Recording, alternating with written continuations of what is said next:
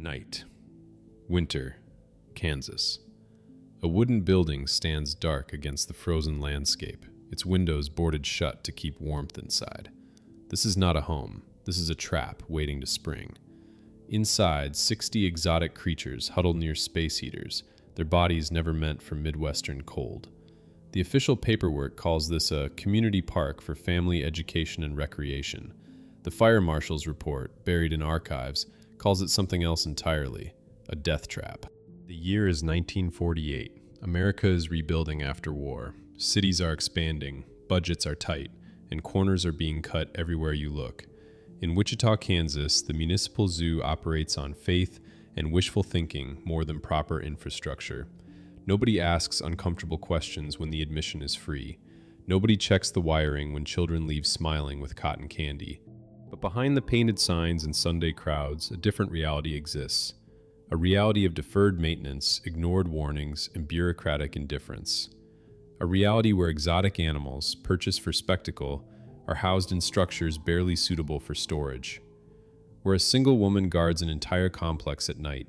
Where padlocks mean safety for the public, but death for the animals they're meant to contain. Tonight, that reality will reveal itself in flames. An overloaded space heater will spark. Dry hay will ignite. Smoke will fill a sealed building faster than human hands can turn 60 different locks. By morning, the building will be ash, the animals will be corpses, and city officials will be carefully crafting statements about, quote, tragic accidents, while destroying evidence of their negligence. This is not a story about bad luck or unforeseen disasters. This is a story about choices, about budget meetings where officials chose new paint over safe wiring, about purchasing exotic snakes while refusing to install sprinklers, about creating entertainment for families by condemning animals to live in conditions that guaranteed their eventual horrific death, and about a system that, when catastrophe struck, learned nothing and changed nothing that mattered. The official narrative will call this a tragedy. The truth is simpler and uglier. This was murder by spreadsheet, execution by committee vote, killing by the slow violence of austerity. The space heater was just the murder weapon. The real killers wore suits, held clipboards, and never spent a single night among the creatures whose deaths they engineered through indifference. If you want to understand how institutions fail, how bureaucracy kills, how nobody's fault means everyone's guilt, stay with this story. Because what happened in that Kansas zoo in 1948 happens every day, everywhere, when saving money matters more than saving lives, when appearance matters more than reality, when the public face hides the rotting infrastructure behind it until fire reveals what everyone chose not to see. Chapter 1. The Illusion of Care. The camera pulls back from the burning building to 6 months earlier, summer 1947, when families crowd the pathways and children press their faces to enclosures. The zoo looks alive, thriving, innocent. But look closer at the cages, the buildings, the infrastructure designed decades ago for a different purpose, and you'll see the countdown to disaster has already begun ticking. The zoo began modestly in the 1920s, a small collection of local animals in a corner of the public park. Nothing exotic, nothing expensive, nothing that required specialized care. Deer, raccoons, a few eagles in recovery, the kind of exhibit that cost almost nothing to maintain. It served its purpose, giving city children some connection to nature without requiring much from the city budget. But cities have ambitions, and ambitions require spectacle. By the late 1930s, Wichita wanted a real zoo, something to compete with Kansas City, something to attract tourists and generate civic pride. The park board began purchasing exotic animals, pythons from Asia, crocodiles from Africa, tropical birds from South America. Creatures that needed heat, humidity, specific diets, veterinary expertise the city didn't possess and wouldn't pay for. The purchases were driven by novelty, not sustainability. A new acquisition generated newspaper headlines, drew weekend crowds, made politicians look progressive and generous. The cost of actually keeping these animals alive long-term was someone else's problem, some future budget, some other administration's headache. The strategy was simple: buy impressive animals, house them somehow, replace them when they died, never admit the mortality rate. The existing buildings were never designed for exotic species. They were wooden structures from the 1920s, built to shelter hardy local animals that could tolerate Kansas weather. Repurposing them for tropical reptiles that needed constant warmth was architectural insanity. But repurposing was cheap, and building proper facilities was expensive. The choice was obvious to men who measured success in admissions counts, not animal welfare. The herpetarium, the reptile house, was the most improvised structure of all. A wooden addition bolted onto the main building, single-wall construction with no insulation, heated in winter by portable electric space heaters, plugged into an electrical system designed in 1920 for lighting, not heating. The entire structure violated every safety standard that existed, which didn't matter because nobody enforced standards at municipal zoos. Windows were sealed shut in winter to trap heat. This created an airtight environment perfect for maintaining temperature and absolutely lethal in a fire. No ventilation meant smoke would fill the space in minutes. No escape windows meant animals in locked cages had zero chance once flames started. The building was engineered, accidentally or not, to become a gas chamber the moment something went wrong. The cages themselves were heavy-duty construction, designed to contain dangerous animals securely. Each had its own padlock, often old, sometimes rusted, each requiring a different key or technique to open. This made sense from a security perspective. You didn't want drunk teenagers releasing pythons into the park at night. But it made rescue impossible when seconds mattered and panic reduced fine motor skills to nothing. There was no master key system. This wasn't an oversight, it was deliberate cheapness. Master key systems cost money, require planning, need maintenance. Individual padlocks were salvaged from various sources, whatever was available, whatever was free. The park board saved perhaps $50 by not implementing a unified locking system. That $50 bought 60 deaths. Fire suppression systems were non-existent. No smoke detectors, no sprinklers, no fire doors, no emergency lighting. One handheld extinguisher sat near the entrance, more for insurance paperwork than actual utility. The building was wood, filled with dry hay and sawdust bedding, heated by electrical devices overloading ancient wiring, and contained zero fire safety infrastructure. Every fire marshal who inspected it noted violations. None had authority to shut it down. The financial logic was perverse, but clear. Building a proper reptile facility with concrete construction, climate control, fire suppression, and emergency systems would cost tens of thousands of Depression-era dollars. The city didn't have that money, or claimed not to, so they spent hundreds of dollars buying exotic animals to house in a death trap, ensuring those animals would eventually die, requiring more purchases, generating more newspaper coverage, perpetuating the cycle of waste disguised as civic amenity. The psychological profile of the park board explains everything. These were not zoologists or animal experts. They were politically appointed citizens, usually business owners or retired professionals, serving 2-year terms, focused on keeping costs down and complaints minimal. None had relevant expertise. None were personally liable for failures. Decisions were made by committee vote, diffusing responsibility until it vanished entirely. When staff requested infrastructure improvements, the board responded with cost-benefit analysis that weighed animal lives against budget overruns and found the lives wanting. A memo from 1946 survives, requesting updated electrical wiring for the herpetarium. The request was denied as non-priority, with funds redirected to painting the entrance gates and replacing decorative signage. Aesthetics for visitors trump safety for animals every single time. This wasn't malice, it was something worse: bureaucratic optimization. The board members weren't cruel people. They attended church, loved their families, probably had pets at home. But in meetings, they transformed into a collective organism with different values. Minimize spending, maximize appearance, defer problems, avoid controversy. The animals became line items in ledgers, numbers to be managed, not lives to be protected. The staff who actually worked with the animals knew the truth. Zookeepers saw the fire hazards, smelled the ozone from overheated wiring, felt the flimsy walls that wouldn't stop a determined child, let alone a fire. They filed reports, made requests, pushed for changes. Some quit in frustration. Those who stayed learned to accept the unacceptable, to normalize insanity, because fighting it was exhausting and futile. One keeper, in a letter discovered decades later, wrote to a friend, "I love these animals, but I'm keeping them in a tinderbox. I've told management 100 times. They nod, file my reports, and nothing changes. I don't know if I'm a zookeeper or an undertaker waiting for the funeral. 3 months later, he quit. 2 months after that, the building burned. He never stopped feeling guilty for leaving. The city's relationship with the zoo was transactional. Families got free Sunday entertainment, politicians got photo opportunities with cute animals, the local newspaper got heartwarming stories about new arrivals and baby animals. Everyone benefited from the arrangement except the animals themselves, who existed in conditions that guaranteed their suffering and eventual death by cold, disease, or fire, whichever came first. By late 1947, the herpetarium housed over 60 reptiles: pythons, boas, rattlesnakes, milk snakes, crocodiles, alligators, lizards of various species. Some were donations from private owners who couldn't care for them.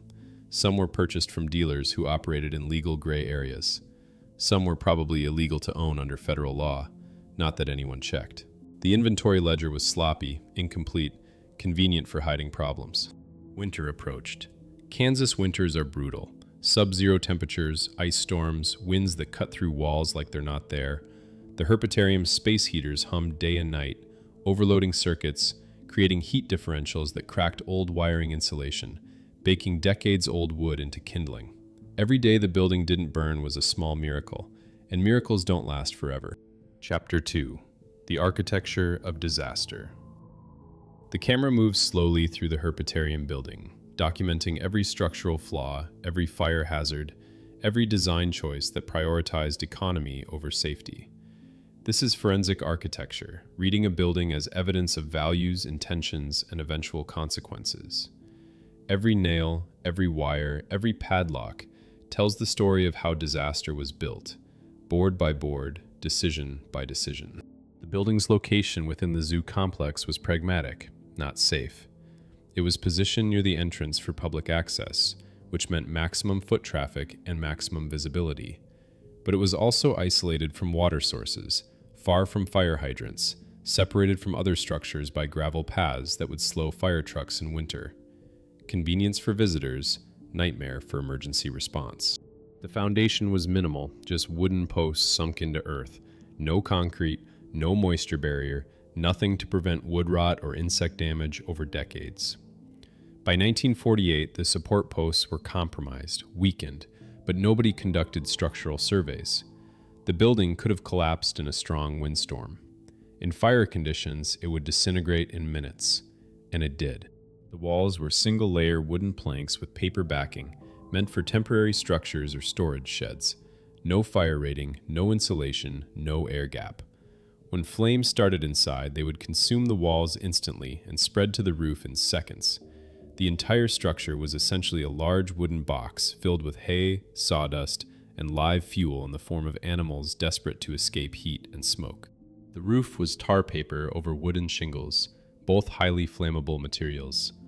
Tar paper melts and drips when heated, spreading fire downward while the shingles burn upward. This creates a cascade effect where the roof becomes a secondary source of ignition, dropping flaming debris onto everything below. The roof was also poorly maintained, with holes patched by more tar paper, creating weak points where fire could vent and draw oxygen, feeding itself. Ventilation was paradoxically both excessive and absent. The building was drafty, with gaps in walls that let cold air seep in constantly, making heating expensive and inefficient. But it had no design ventilation system, no exhaust fans, no air circulation. Windows were nailed shut in winter. The only air movement was through cracks, creating unpredictable currents that would spread smoke erratically in a fire. The electrical system was the true villain of this story. Installed in 1923 for minimal lighting, it was never upgraded despite increased loads. By 1948, it was carrying power for dozens of space heaters, each drawing more current than the wiring was rated for. Insulation on copper wires had deteriorated, exposing bare metal. Junction boxes were packed with connections, overheated, corroded. Every code violation imaginable existed in those walls. Fuses were the only protection, old-style screw-in fuses that blew when overloaded, which happened constantly. Staff grew tired of replacing fuses, so they pennied them, replacing the fuse with a copper penny that completed the circuit without any protection. This prevented nuisance power outages, but eliminated the last safety mechanism preventing wires from overheating to combustion temperatures. Convenience killed. The space heaters themselves were consumer-grade devices, meant for residential use in open, supervised spaces. Using them in an enclosed, unattended building packed with flammable bedding was reckless. They had no automatic shutoffs, no tip-over protection, no thermostats. They ran continuously, elements glowing red-hot, inches from dry hay that needed only one spark, one short circuit, one moment of contact to ignite. Placement of heaters was improvisational. They sat on wooden floors, plugged into extension cords that snaked across paths, near cages where animals could bump them, in corners where heat accumulated with no circulation. Nobody conducted risk assessments. Nobody asked, what if? The only question was, will this keep the animals warm enough tonight? Long-term thinking ended at the next morning's opening. The cage infrastructure was maximum security design, perfect for preventing escape, fatal for enabling rescue. Heavy-gauge steel mesher bars, welded construction, mounted to wooden frames bolted to floors and walls. Each cage had a door with a padlock, and those padlocks were varied. Combination locks, keyed locks, old rusted locks that stuck, new locks that were stiff. Opening one cage took time. Opening 60 was impossible in an emergency. Key management was chaotic. Keys hung on hooks in the office, labeled sometimes, unlabeled often, duplicates made from hardware store blanks that didn't always work smoothly. No standardization, no system, no protocol. During the day, with lights and calm, finding the right key took minutes. At night, in smoke, with adrenaline, it would take forever. And forever is longer than animals burning alive can wait. The layout created fatal bottlenecks. The building had one main entrance and one rear door that was usually locked for security. Once inside, the space was divided into narrow aisles between rows of cages, barely wide enough for one person. In fire conditions, with smoke reducing visibility to zero, navigating this maze would be impossible. The architecture designed for visitor control became a tomb in crisis. Materials used throughout were optimally wrong for fire safety. Wooden framing, paper backing, tar paper roofing, hay bedding, sawdust substrate, cardboard signs, canvas covers on cages. Every component was organic, dry, and hungry for flame. A fire marshal later testified that the building had fuel loading comparable to a furniture warehouse, except furniture warehouses had sprinklers. The heating strategy was inherently unstable. Keeping tropical reptiles warm in Kansas winter required constant high heat, which meant running space heaters at maximum output continuously. The temperature differentials were extreme, 80+ degrees near heaters, below freezing in corners, thermal stress on materials constantly. This expansion and contraction loosened connections, cracked seals, created gaps for sparks to escape and ignition to begin. Humidity control was absent, making fire danger worse. Reptiles need humidity, but the building had none, making the air and bedding extremely dry. Low humidity means everything is primed to burn. A spark in a humid environment might smolder, in a dry environment it flashes. The same conditions needed to keep reptiles minimally comfortable created perfect combustion conditions for everything else. Exits were inadequate and ambiguous. The main entrance was also the main exit, creating a single point of failure. The rear door was locked from outside, ostensibly for security, but in practice eliminating a critical escape route. Windows were high, narrow, and sealed. In smoke, finding the exit would be guesswork. For someone unfamiliar with the layout, like the night guard, it would be lethal guesswork. Fire extinguishers were performative, not functional. One extinguisher near the entrance, an old CO2 model that was probably empty or low on pressure, nobody checked. Even if full, it would suppress a small wastebasket fire, not a structural fire in a wooden building full of accelerants. Its presence satisfied an insurance checkbox and provided zero real protection. Alarm systems were absent. No fire alarms, no smoke detectors, no automatic call to the fire department. Discovery depended on human observation, someone seeing smoke or flames and then manually calling for help. This guaranteed a delay of many minutes between ignition and response, and in a wooden structure filled with fuel, minutes meant complete loss. The nearest fire hydrant was several hundred yards away, across gravel paths that turned to mud or ice depending on season. Fire trucks would need time to position, connect hoses, establish water pressure. By the time water reached the building, it would be fully involved, past the point of saving anything inside. The firefighters would arrive to perform a funeral, not a rescue. Inspections had occurred, fire marshals had documented violations, reports existed in city files listing deficiencies, inadequate exits, no suppression system, overcrowded electrical circuits, combustible construction. Each report ended with recommendations.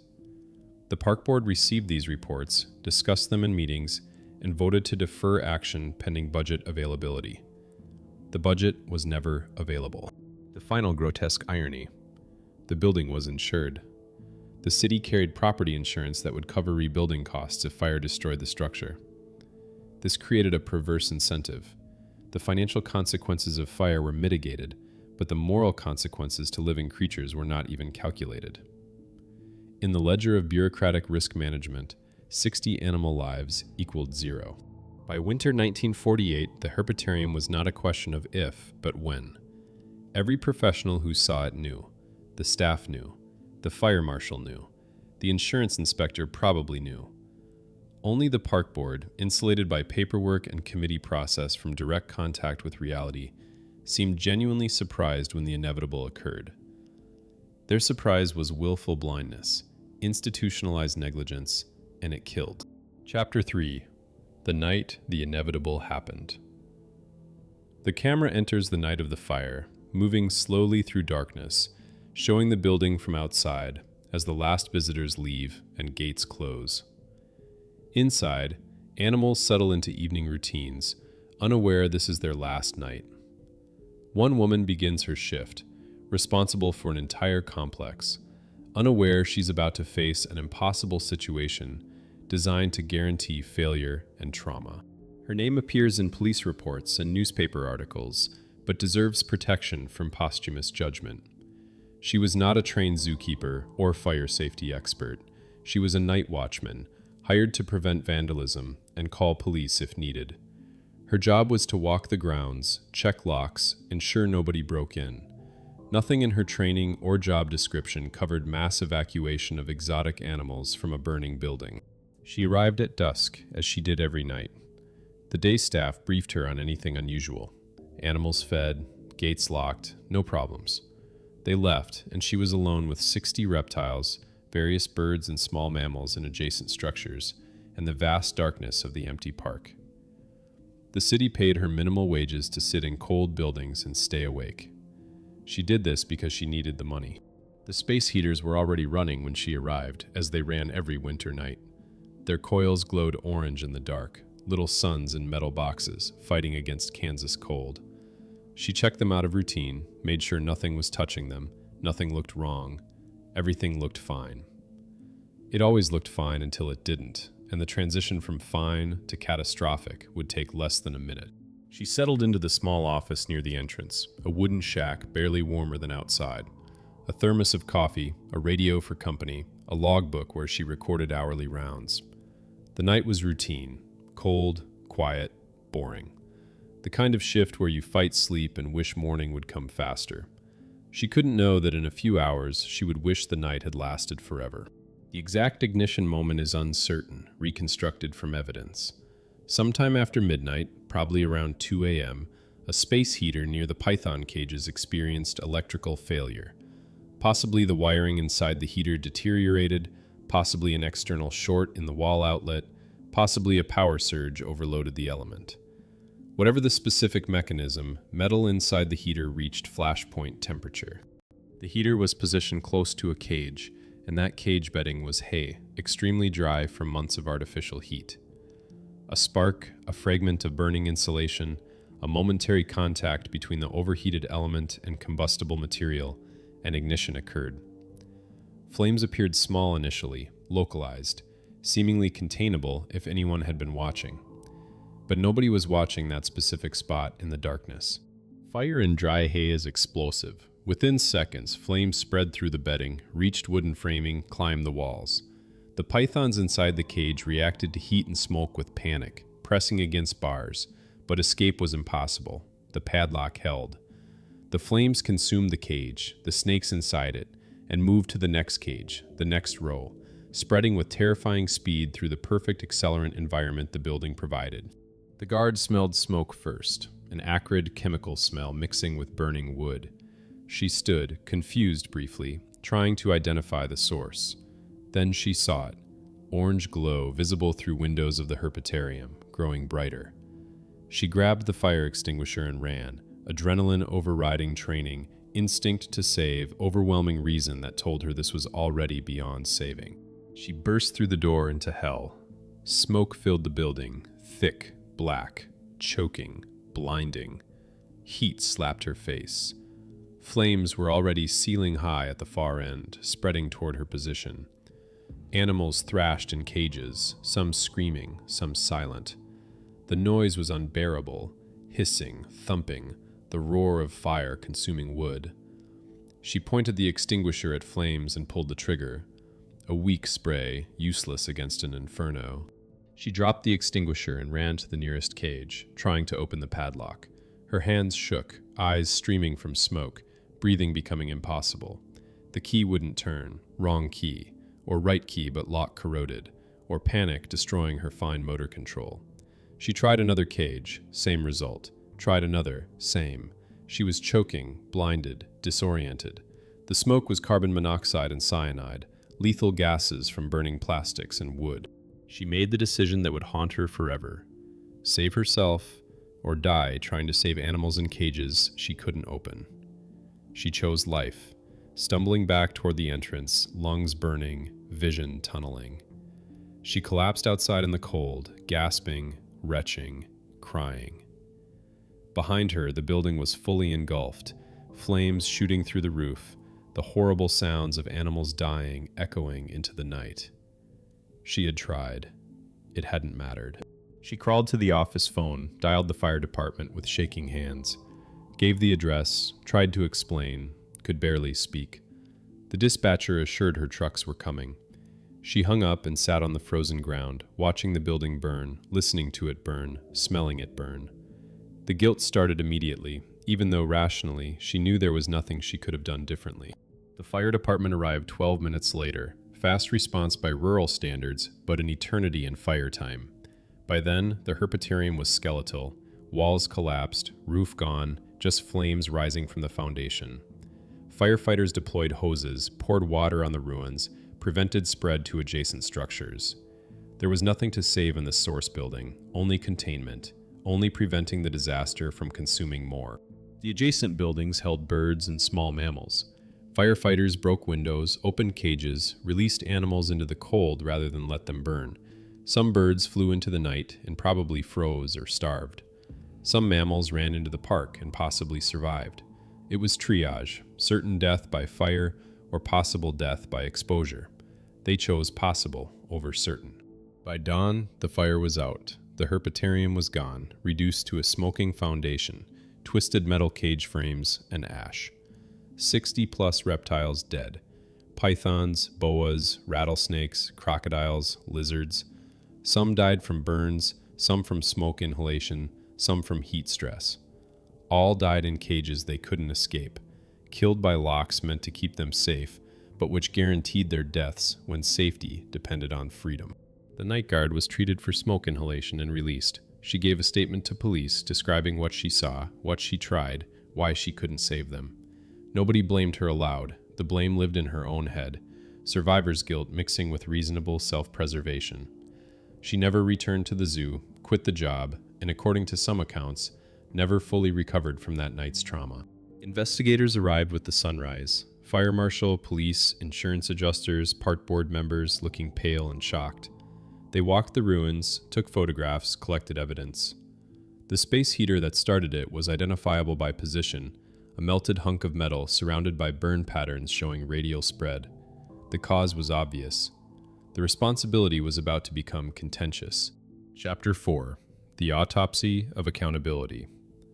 The camera follows investigators through the ruins, documenting evidence, reading burn patterns, measuring distances. This is the forensic phase, where physical evidence tells truth that people will try to obscure. Every melted lock, every charred cage frame, every spatial relationship reveals exactly how disaster unfolded, and, more importantly, why it was allowed to unfold. The fire marshal's report, completed 2 weeks later, was damning. It documented every violation, every deferred maintenance, every budget cut that prioritized appearance over safety. The report concluded, the fire was inevitable given the conditions. The deaths were preventable through proper infrastructure. The negligence was institutional and systemic. The report was filed with the city and quietly suppressed from public distribution. The electrical system investigation revealed the immediate cause, a short circuit in the space heater's internal wiring, exacerbated by overloading on the building's electrical system.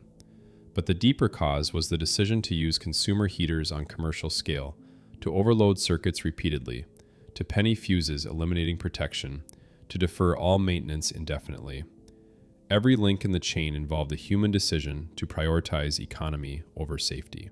The cage locks became a focal point. Investigators found that of 60-plus enclosures, none could have been opened quickly enough to matter. Some locks were rusted, some had keys that were mislabeled, some required combinations nobody present that night knew. The lack of a master key system was highlighted as unconscionable negligence in a facility housing living creatures. But negligence implies accident. This was policy. Interviews with zoo staff revealed a pattern of ignored warnings. Zookeepers had filed reports about fire hazards for years. Maintenance workers had flagged electrical problems repeatedly. The day supervisor had requested sprinkler installation annually and was denied annually. Every person who actually worked with the animals knew catastrophe was coming. Every person with power to prevent it chose not to. The park board's meeting minutes told the clearest story. The record showed repeated budget discussions where safety improvements were proposed and voted down. In March 1946, a motion to upgrade electrical wiring failed, 4-3 vote, reason insufficient funds. In November 1947, 3 months before the fire, a motion to install basic fire suppression failed, 5-2 vote, reason not critical priority. They had known, voted, and killed. Individual responsibility dissolved in collective decision-making. No single person ordered the conditions that killed 60 animals. No individual could be charged with a crime. The board voted, the votes were recorded, the decisions were legal. This is how bureaucracy murders. Through diffusion of responsibility until guilt is so dispersed it becomes invisible, unpunishable, and likely to be repeated. The insurance investigation focused on payout liability, not moral accountability. The building was insured for replacement cost, which meant the city would receive funds to rebuild. The animals were insured as property with values assigned, $50 for a python, $200 for a crocodile, $10 for a common snake.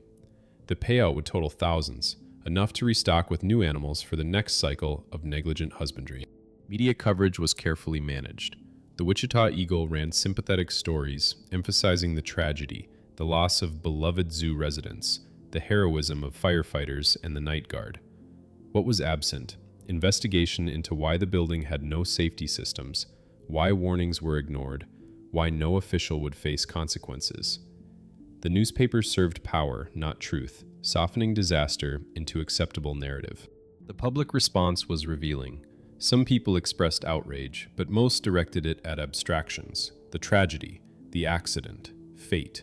Few blamed specific officials. Citizens donated money to rebuild, to restock the zoo.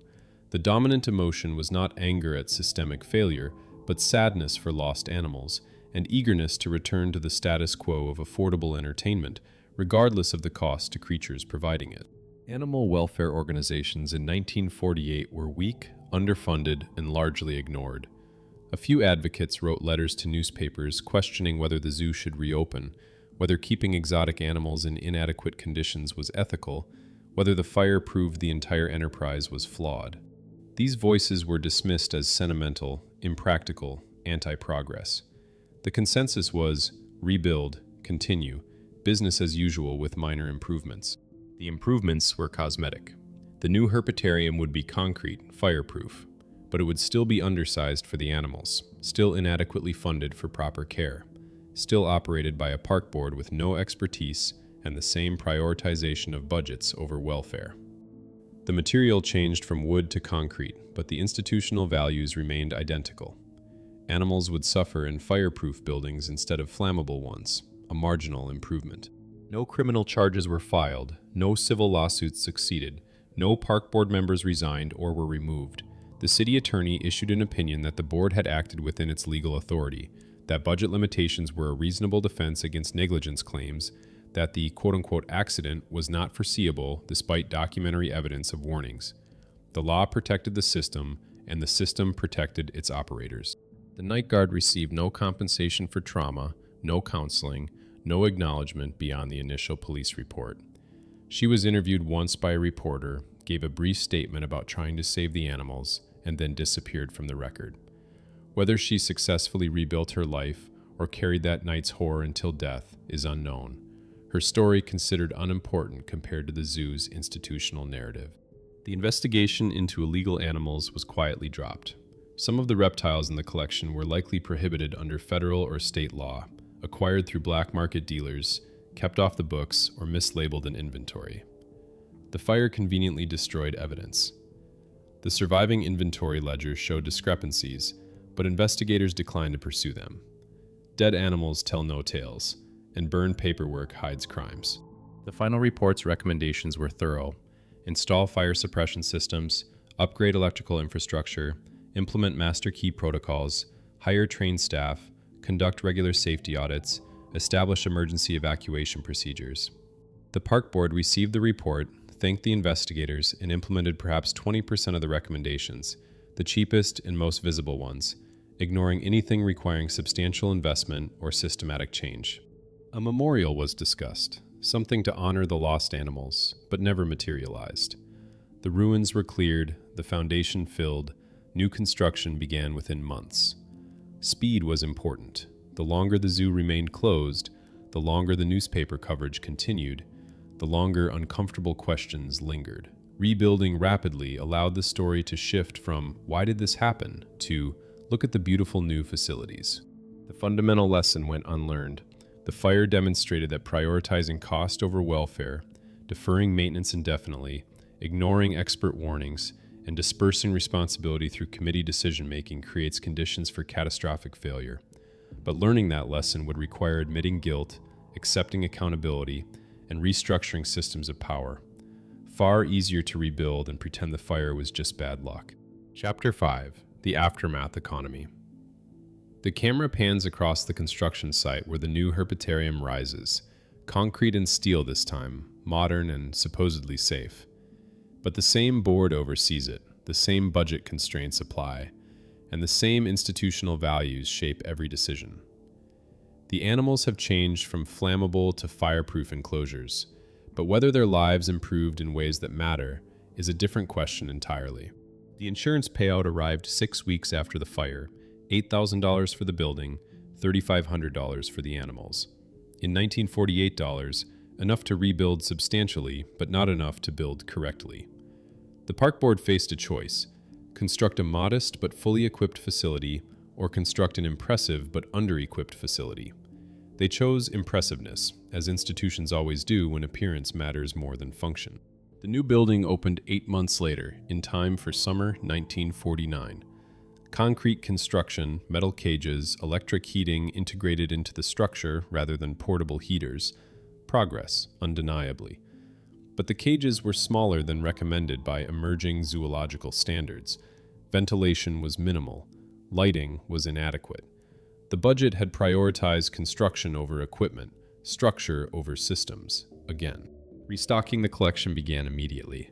The park board purchased new pythons, new crocodiles, new exotic specimens to replace those killed. Some came from legitimate dealers with proper permits. Some came from sources that didn't ask questions or provide documentation. The urgency to reopen overrode careful sourcing, and animals of questionable origin found their way into cages with false labels and backdated paperwork. The public returned enthusiastically. Families who had visited the old zoo returned to see the new one, treating it as an upgrade, an improvement, proof that tragedy leads to progress. Children pressed faces to glass, delighted by snakes and lizards, unaware they were looking at replacement animals for creatures burned alive due to negligence. Attendance records were met, exceeded, celebrated as vindication of the decision to rebuild. But staff turnover was high. Zookeepers who remembered the fire, who had filed the ignored warnings, who knew the new facility repeated some of the old mistakes in new forms, many of them quit. They were replaced by younger staff with no institutional memory, who accepted current conditions as normal because they had no comparison. The knowledge of what had gone wrong leaked away through turnover, as institutions prefer. The budget remained constrained. Post-war America was building suburbs, expanding highways, funding schools. Zoos were low priority, pleasant amenities, but not essential services. The park board received annual allocations barely sufficient for basic operations. Every year, maintenance was deferred, equipment repairs postponed, staff requests denied. The same pressures that created the first disaster remained in place, waiting patiently to create the next. The fire's lessons influenced national policy, eventually. The 1966 Animal Welfare Act established federal standards for animal care, including housing, heating, and safety systems. But it took 18 years and many more disasters in many more zoos before legislation passed. Wichita's fire was a data point, a case study, a statistic that helped build momentum for reform. But reform came too late for the 60 who burned. Local changes were minimal. Wichita implemented some fire code updates, requiring sprinklers in new public buildings, mandating regular inspections, empowering fire marshals to shut down hazardous structures. But these rules had exceptions, grandfather clauses, and enforcement depended on political will. The zoo received, quote, special consideration as a beloved community asset, meaning stricter standards applied to commercial buildings than to facilities housing living creatures. The park board's composition never changed. The same types of people, business owners and retirees with no zoological expertise, appointed by the same political processes, serving 2-year terms with no continuity or institutional knowledge. They made the same types of decisions in the same ways for the same reasons. The fire changed the building material, but not the decision-making system that created the conditions for fire. Financially, the zoo became marginally more expensive to operate. Concrete buildings cost more to heat than wooden ones. The city grumbled about increased utility bills, but paid them, knowing that closing the zoo would generate public backlash. So the zoo persisted, chronically underfunded, perpetually making do, cutting corners wherever possible while maintaining just enough functionality to avoid another headline-making disaster. The guard who survived never spoke publicly again about that night. Researchers decades later tried to locate her for oral history projects, but she had left Kansas, changed her name perhaps, or simply refused to engage. Her story remained fragmented: a police report, a brief newspaper quote, and then silence. The trauma she carried was hers alone, unacknowledged by an institution that viewed her as a footnote. The fire became local legend, told inaccurately over time. Old-timers remembered the night the zoo burned down, but details blurred, myths accumulated. Some versions claimed all the animals were saved, heroic rescues in the face of flames. Some claimed the guard was drunk, implying blame. Some claimed lightning caused the fire, removing human culpability. Memory served emotional needs, not historical accuracy, rewriting trauma into comfortable narrative. Photographs from the aftermath disappeared from official archives. The park board's early decision was to destroy images of the burned building, the charred cages, the visual evidence of failure. Only newspaper archives retained some photos, and even those were sanitized, showing ruins from a distance, never close-ups of destruction, never images that would provoke questions about responsibility. The erasure was systematic, intentional, successful. The true cost was never calculated, not the financial cost, which was documented thoroughly, but the cost in suffering, in lives taken, in trauma inflicted. How much terror did 60 reptiles experience as flames approached their cages? How much pain as burns consumed their bodies? How much despair as they thrashed against bars that wouldn't yield? These costs don't appear in ledgers, so they're treated as non-existent. The rebuilding was declared a success. Newspapers ran Phoenix from Ashes stories. Politicians praised the city's resilience. The park board congratulated itself on rapid response. The dominant narrative became one of triumph, tragedy overcome, community united, progress achieved. Only those who looked closely saw that nothing fundamental had changed, that the victory was Pyrrhic, that the phoenix rose from ashes but was still trapped in a cage. Chapter 6. The Lesson Written in Ash. The final camera pulls back from the zoo, showing it as one point in a vast landscape of similar institutions across America, each making similar compromises, each vulnerable to similar failures. This is not a story about one zoo in Kansas. This is a story about how societies choose to value life, allocate resources, and distribute accountability when convenience conflicts with ethics. The fire teaches a lesson about structural violence, the harm embedded in systems that appears neutral but produces predictable casualties. Nobody intended to kill 60 animals. Nobody woke up planning murder. But every budget meeting that chose savings over safety, every deferred maintenance decision, every ignored warning, was a small act of violence that accumulated into mass death. The system killed, and systems don't go to prison. The fire teaches about the cost of austerity. When budgets are tight, when resources are scarce, cuts must be made. But where cuts are made reveals values. Wichita chose to cut safety systems while maintaining acquisitions of new animals. They chose visible improvements like paint and signage over invisible improvements like wiring and sprinklers. The message was clear. Appearance matters more than welfare, and those who can't vote or complain will bear the costs. The fire teaches about diffuse responsibility. When decisions are made by committee, when votes disperse agency among multiple actors, accountability vanishes. No individual board member killed the animals. The board collectively did through majority votes in recorded meetings. Each member could say, "I voted no," or "I didn't understand the implications," or "We all share some blame." And these statements would be true and useless. Collective guilt is no guilt. The fire teaches about institutional memory and forgetting. Within a generation, staff who remembered the warnings and the fire were gone, replaced by people who knew only the present. The hard lessons were lost, the warnings forgotten, and the conditions that created disaster slowly reassembled under new administration. Organizations forget unless they institutionalize memory through ritual, documentation, and culture change. Wichita chose to forget. The fire teaches about the gap between public face and hidden reality. The zoo's marketing showed happy families and cute animals.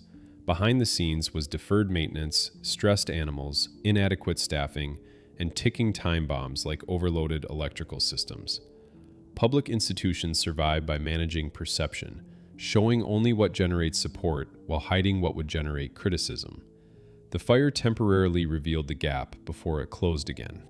The fire teaches about the limits of individual action within structural constraints. The night guard tried to save the animals and couldn't because the system was designed to make rescue impossible. The staff who filed warnings were ignored because the power to act lay elsewhere. Good intentions within bad systems produce frustration and trauma, not change. Only systemic reform addresses systemic problems, and reform requires admitting the system failed. The fire teaches about the normalization of unacceptable conditions. To the staff who worked there daily, the fire hazards became background, normal, just how things were. To the board, budget constraints became an excuse for any deficiency. To the public, free admission justified not asking questions about animal welfare. Everyone adapted to conditions that should have been unacceptable, and that adaptation enabled catastrophe. The fire teaches about the economics of disposability. The animals were property, insured and replaceable. Their deaths were inconvenient and temporarily embarrassing, but not existentially threatening to the institution. The zoo could restock, reopen, continue. If the animals had been human children, if the building had been a school, the response would have been monumentally different. The fire exposed how society assigns value. Some lives are essential, others are replaceable. The fire teaches about the failure of regulation without enforcement. Fire codes existed, safety standards existed, but mechanisms to enforce them against a popular municipal institution were weak. The fire marshal could document violations, but not close the zoo without political support. The political will to prioritize safety over convenience, to disappoint the public to protect animals, didn't exist.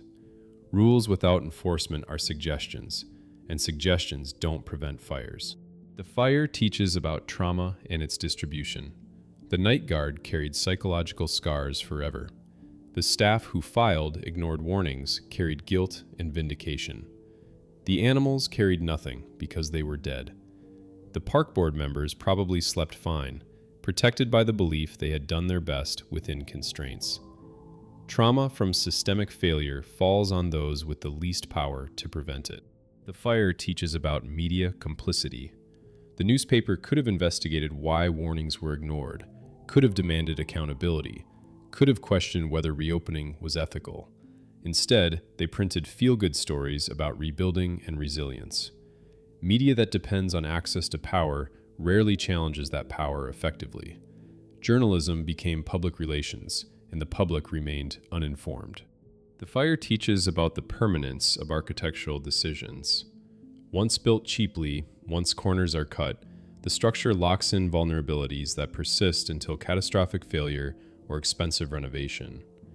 The decision to repurpose a storage shed into a reptile house was made once, in the 1930s, and its consequences played out for years until flame revealed the price. Present convenience creates future disasters. The fire teaches about the invisibility of suffering that occurs behind walls. The animals died out of sight, at night, witnessed only by one traumatized woman.